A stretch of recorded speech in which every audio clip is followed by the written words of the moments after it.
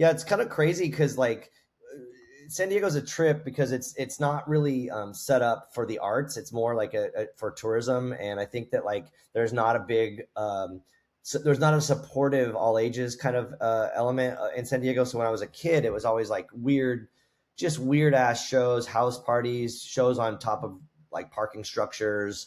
Then later on, like in the sewers, like everywhere, like there was just like random weird shows, and they would always be like a mix of bands. So I think that a thing with San Diego was we were able to like avoid genre specific shows, and you could kind of pair anything together, which I think having like shows that were booked as like with hybrid sort of band or with various bands became the catalyst to make like hybrid bands that were like mixing different styles of stuff, and then it just kind of took off from there. I mean, there's a lot of bands that I could cite from like me growing up, like Crash Worship, then like even like bands like Unbroken, who were just like a hardcore band, but they looked like, you know, Morrissey and they sounded like Slayer.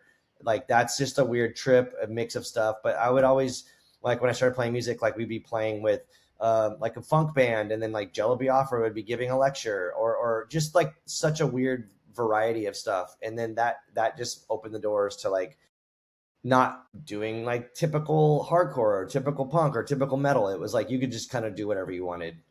So yeah, I guess that's a San Diego thing that I see. It's similar to like places like DC and stuff too, I think, but definitely a San Diego thing. Right. Right. And that kind of segues into extreme and confrontational music. Is that something that you were drawn to, right away, or did that taste get weirder over time, for lack of a better word?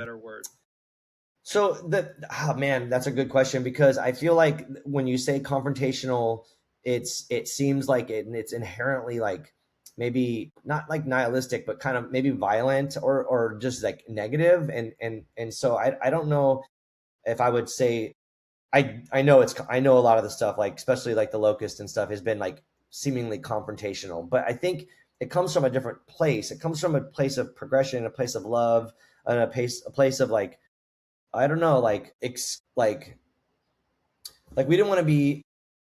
It's hard to okay. Like so, for instance, there's two things. So one is like San Diego is, like I said, wasn't really set up for like all ages, wasn't set up for the arts, and then also we're a border city, so we're next to Mexico, so there's inherently like a lot of racism, a lot of institutional racism, and then also like when I was coming up in the '90s, even the late '80s in San Diego, we had a lot of issues with racist police, racist politicians. We were very close to Fallbrook, which is where Tom Metzger's White Aryan Resistance was. So there was like an influx of like Nazi skinheads and stuff that were making a lot of problems for a lot of people. So there was always a sense of like confrontation, but it was more like we were on the defensive, I think. And also in the realm of like punk and hardcore, as much as it's supposed to be a subculture, it still had its flaws. So like in the '90s when I was playing music, it was still very heavily sexist, totally homophobic. So there was all these like issues